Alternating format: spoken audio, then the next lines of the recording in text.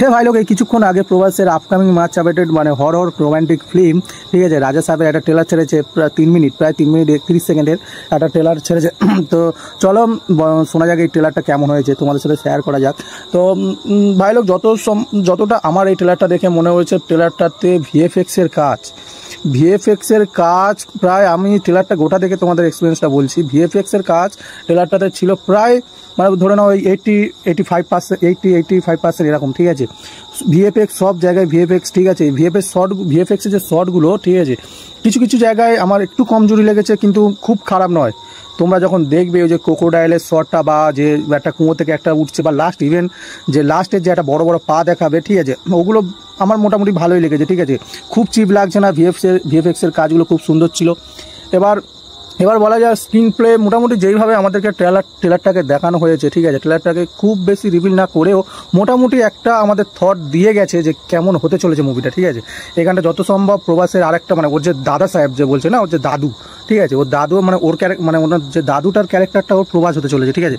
যে ওই লাস্টে বার হবে কালো কুর্তির মতো পরে, ঠিক আছে, বড় বড় চুল, সাদা, ঠিক আছে, সিগারেট মুখে নিয়ে, ওটা প্রভাসের দাদু হতে চলেছে, ঠিক আছে। আর প্রথমে তোমার সঞ্জয় দত্তের শট খুবই অল্প ছিল, ঠিক আছে। আর আরেকটা ব্যাপার আমি দেখলাম যে প্রভাসকে প্রথমে কেউ মানে একটা যে কালো জাদু মতো হয় না, চোখ বন্ধ করতে বলছে, হিপনোটাইজড মতো আর কি, ওরকম কেউ একটা করলো। ইভেন ওটা আমার যত সময় মনে হচ্ছে ওটা সঞ্জয় দত্ত হতে পারে, যে ওরকম কালো জাদুটা করে হয়তো, ঠিক আছে। পিছন থেকে একজন ভয়েস ওভার দিচ্ছিল, ঠিক আছে, ওনাকে ঠিক চিনতে পারলাম না। এটা ডিরেক্ট করছে মারুতি, ঠিক আছে, মারুতি মানে ওনার প্রোডাকশন হাউসে, এবং ডিরেক্টরও উনি, ঠিক আছে। মুভিটা যেহেতু হরর রোমান্টিক এবং কমেডির মধ্যে, ঠিক আছে, প্রভাসের আমি বলবো যে প্রভাসের মানে অ্যাকশন জনরার মানে যে কটা অ্যাকশনের সিন দেখলাম ওগুলো একটু ভালোই লাগছে, কিন্তু কমেডিগুলো ঠিক আমার জন্য ওয়ার্ক করেনি, ঠিক আছে। এখানে 3টে আরও নায়িকা ছিল, ঠিক আছে, নায়িকাগুলো খুবই সুন্দর, তাদের কাজ যতটা ট্রেলারে দেখলাম খুবই ভালো লাগছে। এবং যে মানে তোমার যে গোটা ওভারঅল যে ট্রেলারটা আমাদের সামনে প্রেজেন্ট করেছে, ঠিক আছে, ট্রেলারটা যে কাট করেছে খুব বেশি কিছু না, ইনফরমেশান দিয়ে মোটামুটি একটা ওপর দিয়ে গেছে। মুভিটা রিলিজ হবে জানুয়ারি মাসের 9 তারিখে, ডিসেম্বরের 5 তারিখে রিলিজ হওয়ার কথা ছিল ভাইলো, ঠিক আছে। সেটা গিয়ে দাঁড়িয়েছে জানুয়ারি 9 তারিখে। অনেক দিন থেকেই পোস্টপোন হচ্ছে মুভিটা, দেখা যাক এটা হতে পারে আসলে।